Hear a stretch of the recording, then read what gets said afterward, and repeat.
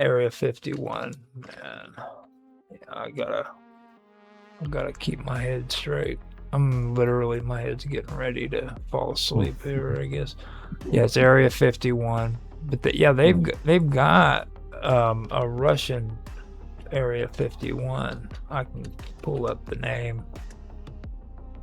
Yeah, it's the Kapustin Yar. Kapustin Yar. Have you ever heard of that one? Sounds familiar. Yeah, it's in extra Astrakhan Oblast. And it's 100 kilometers east of Volgograd. And it's usually considered the equivalence of Area 51, but in Russia. And they have a whole freaking story behind that one. Like they believe that I don't know if you've ever seen the video footage of the supposed Russian soldiers that are around the crashed UFO site, and they have the UFO sitting up against a tree. Yeah. Have you ever seen that video footage? Nope.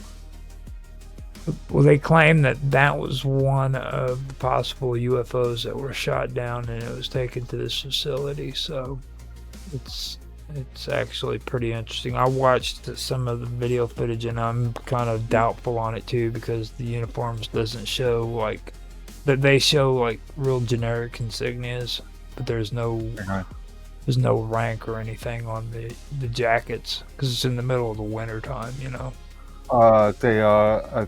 They look like official uniforms of that time. Well, kind of, yeah. You are familiar with Russian military uniforms? Yeah. Pre-collapse, Soviet collapse. Yeah. I've done, because I also had to check all that out when it comes to Egypt as well.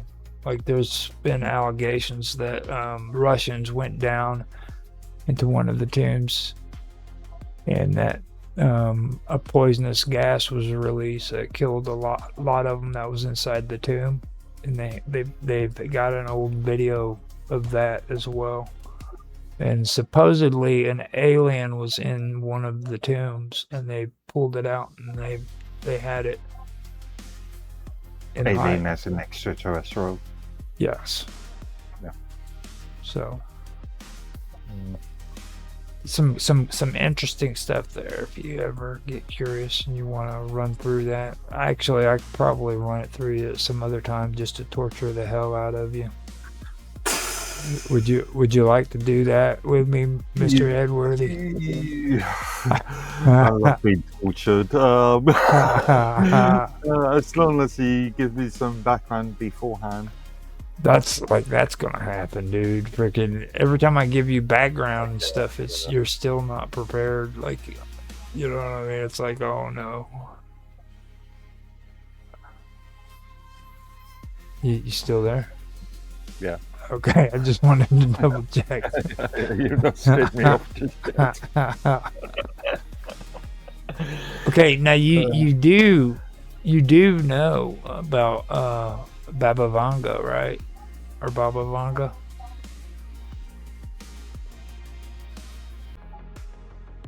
Have you ever heard of her? Earlier about I think about the one character totally. I was thinking of sort of old wives' tales about sort of scare stories to tell your kids to make sure that they behave. No, Baba Vanga, she was actually a blind Bulgarian mystic. She was also a herbalist, clairvoyant, and a lot of people actually freaking gave her or took basically they called her like the freaking Nostradamus of the Balkans, basically.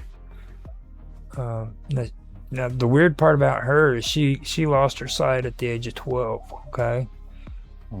And when she did, she claimed that she started having visions about the world and events that were going to take place, specifically natural disasters. Okay. She was credited for predicting 9/11, the attacks on 9/11. She also predicted the Chernobyl disaster. And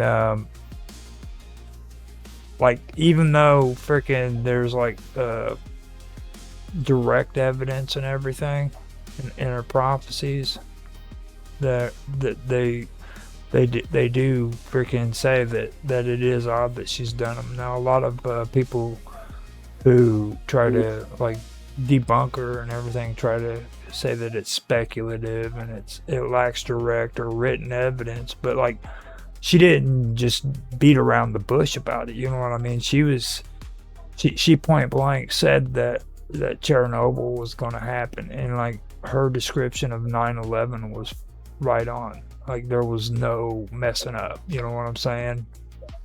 So, like, Nostradamus, you could say that about, like, with the burning of London, the London fire. You know, okay, yeah, that was pretty freaking. You know, it could have happened at any other time. You know what I mean? I do give that much credit.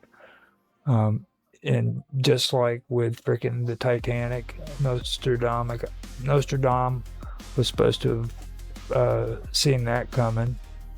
Well, I mean, there's a lot of ships that sink. You know what I mean? So Yeah. I was just thinking that.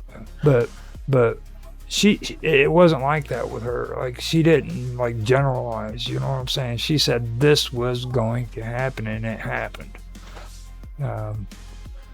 I found that very interesting.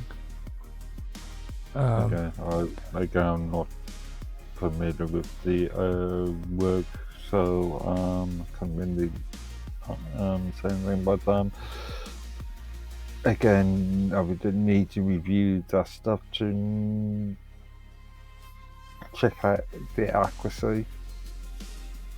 Well, they with her, like, she was regarded as like a psychic and a telepath with telepathic abilities. And there are some people that even said that she had the power to communicate with aliens. You know, so it kind of gets out there into the whole talking about UFOs and aliens and the psychic abilities and the telepathy, stuff of that nature. But she is a very interesting character. You know what I mean? There's just some things that you can't turn your head about when it comes to her. And I'm really surprised that she hasn't gotten a lot more recognition than what a lot of these mystics have gotten. You know what I mean? Like, she could have had, she should have had just as much clout as what Nostradamus had. You know, in my opinion, she was it was very weird. And see, she wasn't a rich person. She came from a small village. She was poor. Most of her life she had nothing. You know what I mean? She never gained it. She died back in the 90s, I believe, 1996. Yeah. Okay. So, like, she wasn't very rich at all throughout her life. How old was she when she died? Huh? How old was she when she died? What was her age? She would have been about 85. So she saw what would that be? That'll be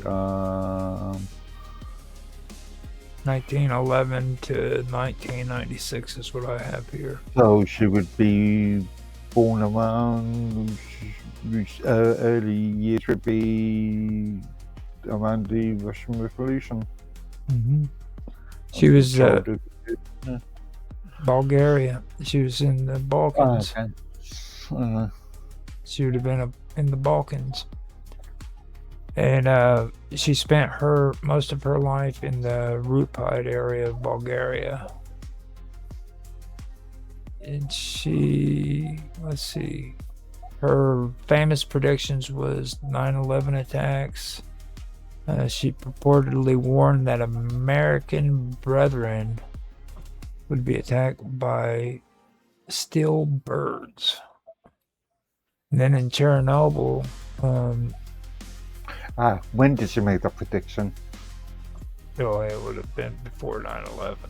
I know that. Yeah. I mean, if she made that prediction in, let's say, 1959, then there will have been a possibility of because Cuban Missile Crisis that being attacked by steel birds, i.e.